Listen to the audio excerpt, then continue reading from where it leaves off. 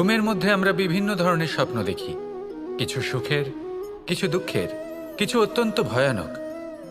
কিন্তু সত্যি কথা বলতে এর উপর আমাদের কোনো নিয়ন্ত্রণ নেই।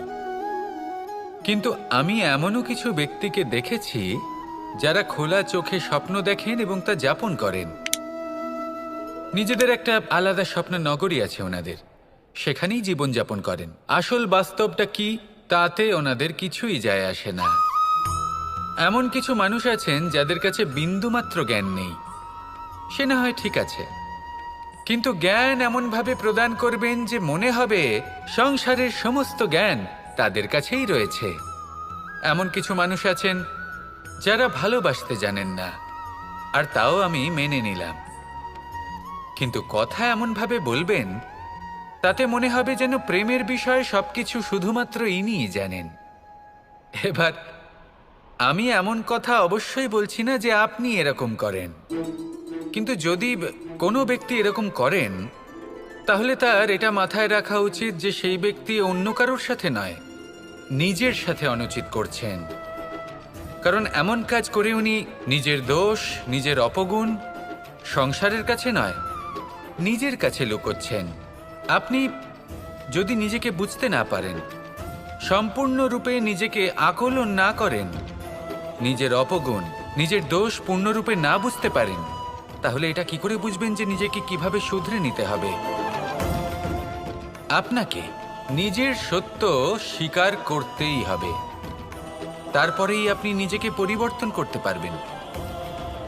তাহলে স্বপ্নে নয়, বাস্তবে বাঁচুন, আনন্দে বাঁচুন, আর আমার সাথে ভালোবেসে বলুন রাধা রাধা। মানুষের জীবন দেখলে এতে সংকটও আসবে, বিপদও আসবে, অনেক সমস্যাও আসবে। কখনো কখনো এমন সময় আসবে যখন আমাদের আপনজনের থেকে সাহায্য চাইতে হয়। আমরা সাহায্য চাই আর তারা সাহায্য করেও দেন, আমাদের সংকট থেকে মুক্তও করে দেন। কিন্তু যখন এই সময় বদলে যায়, যখন সুখের সময় আমাদের জীবনে আসে, তখন আমাদের মনে একটা অহংবোধ জেগে ওঠে। মনে হয় উপকার আবার কি, সেই ব্যক্তি সাহায্য করেছিলেন তাতে কি, উনি তো নিজের কর্তব্য পালন করছিলেন। সেই ব্যক্তি আমাদের ধন দিয়েছিলেন যখন প্রয়োজন ছিল, তো আমরা সেই ধন তো ফিরিয়ে দিয়েছি, উপকার কিসের? এই ভাবনা অনুচিত। যদি কোনো ব্যক্তি আপনাকে সাহায্য করে থাকে যখন কেউ করেনি, যখন আপনার সবথেকে বেশি প্রয়োজন ছিল, সেই সাহায্য অমূল্য, আর সেটা উপকারী বটে। যদি কেউ উপকার করেন তাহলে বিনম্র চিত্তে ভালোবেসে আজীবন তার উপকারের প্রতি কৃতজ্ঞ থাকুন। কারণ সত্যি কথা বলতে এই সংসারে উপকার করার মতো ব্যক্তি খুব কম রয়েছেন, আর উপকারের কথা মনে রাখেন এমন কৃতজ্ঞ ব্যক্তি আরও কম। সেই জন্য জীবনে কৃতজ্ঞ থাকুন আর আমার সাথে ভালোবেসে বলুন রাধা রাধা। কথায় আছে অন্ধকারে প্রদীপ প্রজ্বলিত করলে চতুর্দিক আলোকিত হয়, কিন্তু যদি এই প্রদীপ আমি সূর্যের আলোর সম্মুখে সকালবেলায় প্রজ্বলিত করে রেখে দিই, তাহলে কি হবে? আপনি বলবেন যে এটা করে তো কোনো লাভই হলো না। সূর্যের প্রকাশের সামনে এই প্রদীপ আসলে কিছুই নয়। এবার এই চিন্তা ভাবনা প্রত্যেক দিন করতে হবে, আর একটা অমূল্য শিক্ষা পেতে হবে। মনে করুন যে আপনি মহাপুরুষের সামনে বসে আছেন, কোনো মহাজ্ঞানীর সামনে, তাহলে সেই ব্যক্তির সামনে নিজের জ্ঞানের প্রদীপ প্রজ্বলিত করবেন না, নীরব থাকুন, আর সেই ব্যক্তির সূর্যের প্রকাশের মতো জ্ঞান প্রাপ্ত করুন। যতটা পারবেন জ্ঞান লাভ করুন। যদি এমন কোনো সময়, এমন কোনো স্থানে আপনি আছেন যেখানে চতুর্দিক অন্ধকার, কারোর কাছেই জ্ঞান নেই, সেখানে নিজের জ্ঞানের প্রদীপ প্রজ্বলিত করুন। এমন করলে দুদিক থেকেই আপনার লাভ হবে, আপনার জ্ঞান প্রাপ্তিও হবে, আর জ্ঞানের সঠিক প্রয়োগও করতে পারবেন। আর এই মন প্রসন্ন হয়ে বলবে রাধা রাধা।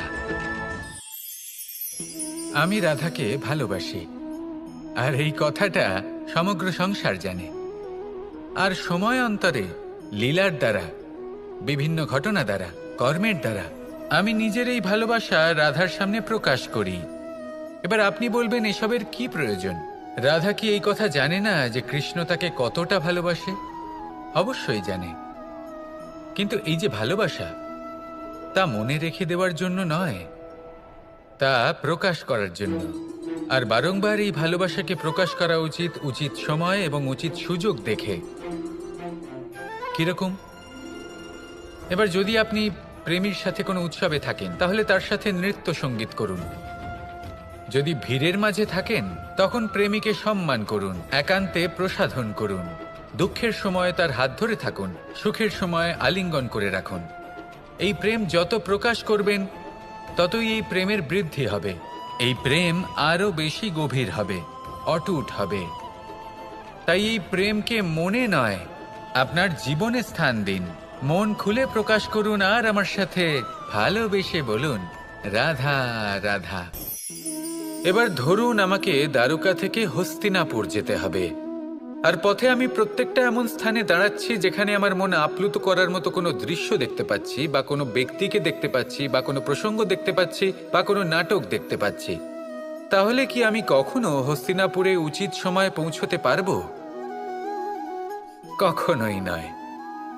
মানুষকেও ঠিক এই কথাটাই মাথায় রাখতে হবে। মানুষ মনের মধ্যে একটা লক্ষ্য স্থির করেন, সেই পথে অগ্রসর হয়ে পড়েন। এবার সেই পথে এগোতে এগোতে অনেক মানুষজন, অনেক ঘটনা, অনেক সমস্যা চলে আসে, যার ফলে তার মন বিচলিত হয়ে পড়ে। যদি মন বিচলিত হয়ে যায়, তাহলে লক্ষ্যের প্রতি কিভাবে একাগ্রচিত্ত হবেন? সেই জন্য অত্যন্ত আবশ্যক যে আপনি সময়ের সদ্ব্যবহার করুন সেই পথে চলার জন্য। সেই পথে সামনে এগোতে থাকুন, চোখ থাকবে শুধু লক্ষ্যের দিকে। যখনই আপনি বুঝবেন যে আপনি লক্ষ্যভ্রষ্ট হচ্ছেন, আবার সেই পথে নিজেকে টেনে আনুন। ঠিক এইভাবেই এগোতে থাকুন, সাফল্যের শিখরে গিয়ে পৌঁছন, আর সেখানে গিয়ে আনন্দের সাথে উচ্চ স্বরে বলুন, রাধা